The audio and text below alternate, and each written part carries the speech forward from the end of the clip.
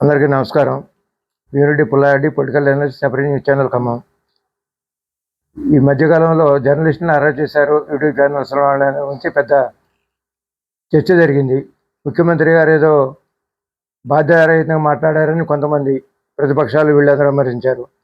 ముందు అసలు మీడియా అనేది ముందు ఎలక్ట్రానిక్ మీడియా వచ్చింది, ప్రింట్ మీడియా వచ్చింది. మొదట ప్రింట్ మీడియా తర్వాత ఎలక్ట్రానిక్ మీడియా వచ్చింది, ఎలక్ట్రానిక్ మీడియా తర్వాత డిజిటల్ మీడియా వచ్చింది. ప్రింట్ మీడియా వచ్చిన తర్వాత వాళ్ళ వార్తలు రేపు వచ్చాయి. ఎలక్ట్రానిక్ మీడియా వచ్చిన తర్వాత ఈ రోజు వార్తలు రావడం జరిగింది. తర్వాత సరే అభివృద్ధి చెందిన తర్వాత ఈ కంప్యూటర్ వచ్చిన తర్వాత ఏమవుతుందంటే ఇప్పుడు ఈ రకరకాలు ఈ పార్టీ నాయకులు కూడా రాజకీయ అస్తవ్యస్తంగా తయారయ్యారు. ఒక ఒక బాధ్యతారహితంగా మాట్లాడుతున్నారు.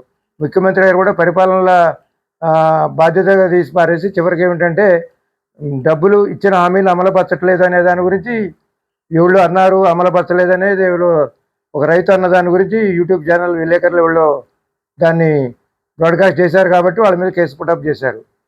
అసలు విలేకరులు రాజకీయ నాయకుల రైతులను తీసుకున్నప్పుడు అసలు రాజకీయ నాయకుల దగ్గరనే నైతికలు లోపించినాయి. గత ముఖ్యమంత్రులు ఎవళ్ళు బాధ్యతంగా పరిపాలించారు. దేశ రాజధానిలో ఇక్కడ ఆంధ్రప్రదేశ్ ఖ్యాతిని విమర్శనం చేసేసారు చాలా ముఖ్యమంత్రులు. ఎన్టీ రామారావుతో సహా అన్ని ప్రతిపక్షాల్లో ఉన్న అధికారుల పక్షంలో ఉన్న తర్వాత పరిస్థితి దిగజారి పారాచూట్లను తీసుకొచ్చి రాజకీయాల్లో పెట్టి ఏళ్ళు కాళ్ళు ఇష్టం వచ్చినట్టు హామీలు ఇచ్చి ఈ గ్యారంటీలు ఇచ్చి మా దగ్గర డబ్బులు లేవన్నారు.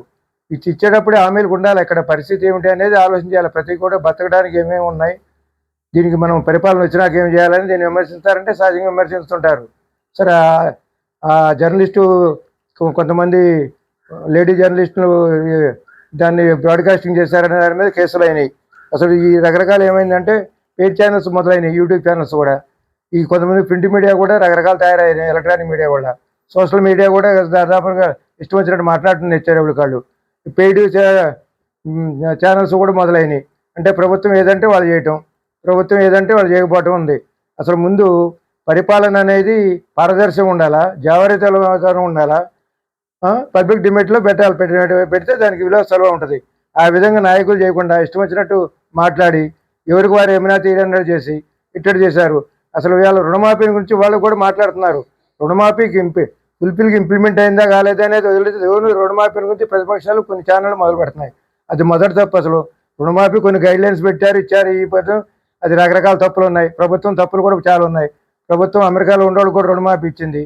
బయట రాష్ట్రం వాళ్ళకు కూడా, కృష్ణా జిల్లా వాళ్ళకు కూడా ఇక్కడ రుణమాఫీ ఇచ్చారు. ఇవ్వకూడదు అనేక బ్యాంకులు అవకతవకలు జరిగినాయి. దాని గురించి విచారించమని ఏ మీడియా సంస్థ కూడా ఇవాళ వరకు అంటలా. వీళ్ళ స్వలాభం కోసం ఏదో అంటున్నారు, వాళ్ళు అంటున్నారు.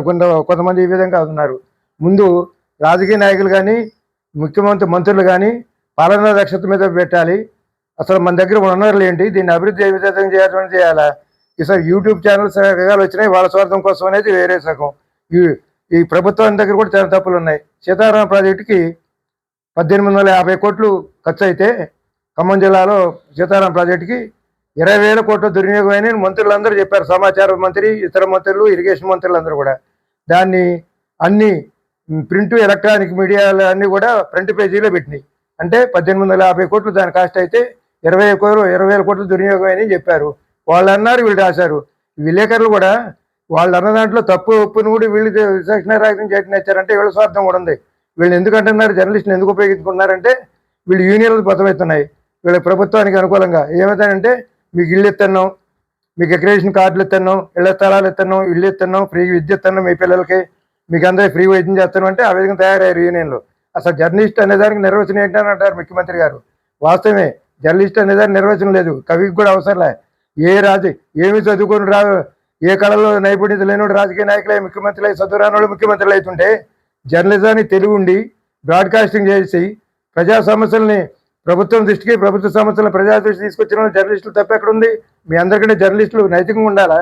జర్నలిస్టుల దగ్గర కూడా తప్పు కొంతమంది స్వార్థం ఉండొచ్చు కానొచ్చు. ముందు మీ రాజకీయ నాయకుల దాన్ని దిగజారుతనం తగ్గించుకోవాలా. చాలామంది జర్నలిస్టులు నాయకులు అయ్యారు, పరిపాలనా దక్షులు అయ్యారు. జర్నలిస్టులు కూడా చాలా పెద్ద పెద్ద పోస్టులు పోయారు, పారదర్శకంగా పరిపాలించారు. త్వరలపాటి కుటుంబరావు, జీకే రెడ్డి లాంటి వాళ్ళు ఈ రంగానికి, జర్నలిస్ట్ రంగానికి వన్ని తెచ్చిన చాలామంది ఉన్నారు. ఆ విధంగా కూడా పాలన దక్షులైన ముఖ్యమంత్రులు కూడా ఆ విధంగా చేయాలి. ముందు ఏమిటంటే ఏ రుణమాఫీ కానీ పథకాలు కానీ అమల్లో లోపాలు ఏమిటి అనేది కూడా చూడాలి. ఎల్ఆర్ఎస్ అని ప్రభుత్వం రాముందు ప్రతిపక్షంలో అన్నారు ఫ్రీగా మీ అందరికి ఎల్ఆర్ఎస్ చేసి పెడతామని ఫ్రీగా. ఇప్పుడు వాళ్ళందరూ డబ్బులు వసూలు అంటున్నారు. మరి ప్రభుత్వం చేసే తప్పులు ఇయ్యే. పేద ప్రజలు ఫ్రీ చేయడం నేర్చాలి తప్ప మీరు జనం దగ్గర వసూలు చేయడం అనేది చేయటం కుదరదు. ఈ రుణమాఫీ కూడా ప్రతి సంవత్సరం అమలు పరిచే పని చేయండి. వాస్తవమైన రుణమాఫీ చేయండి. ప్రతి సంవత్సరం కూడా రుణమాఫీ అమలు పరచాల్సిందే. మాకైతే ఇతర రాష్ట్రాల వాళ్ళకి ఇతర దేశాల వాళ్ళకి మినాయించండి, పెద్ద రైతులు మినాయించండి. మీరు వ్యవసాయం బాగుండాలి, రైతులు బాగుండాలి, రుణమాఫీ అమలు పరచాల్సిందే. బ్యాంకుల మీద కూడా మీరు దాని మీద కూడా విచారించండి. దొంగతనంగా బోర్డంత తతంగాలు జరిగినాయి బ్యాంకు కుంభకోణాల్లో కూడా. ఈ విధంగా తెలియజేస్తూ ఇటు మీ భీమిరెడ్డి పుల్లారెడ్డి పొలిటికల్ అనలిస్ట్ ఖమ్మం.